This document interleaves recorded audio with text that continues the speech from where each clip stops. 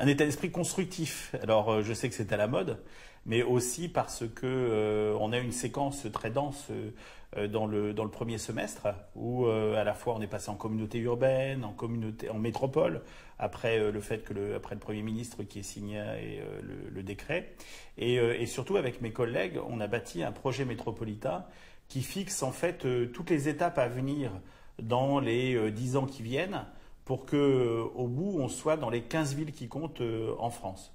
C'est une démarche ambitieuse. Elle est portée parce qu'on part avec un certain nombre d'atouts, mais aussi des handicaps. Et l'idée, c'est d'avoir les bons choix, aussi bien en équipement public, qu'en politique publique, en partenariat, pour faire en sorte qu'au bout de tout ce qui aura été mis en œuvre, eh bien, les Orléanais, tous ceux qui vivent dans l'aire urbaine d'Orléans, d'ici une quinzaine d'années, vingtaine d'années, puissent continuer à envisager l'avenir avec confiance et faire en sorte que toutes ces étapes que l'on aura vécues consolident leur propre avenir. Et donc, je dirais qu'aujourd'hui, on est dans la mise en œuvre après cette réflexion. Et cette mise en œuvre, elle se fait par le lancement de projets très importants. Je pense par exemple à Comet, dont on parlera peut-être.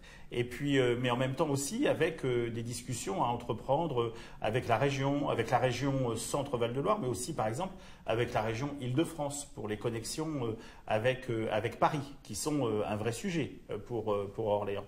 Et donc, c'est tous ces éléments-là qui, aujourd'hui, sont dans la feuille de route du maire que je suis, du président de la métropole que je suis, et qui doivent amener à ce moment de mi-mandat à redoubler d'énergie, de vision pour porter tout ça, et bien au-delà même de la fin de ce mandat qui doit se terminer en 2020.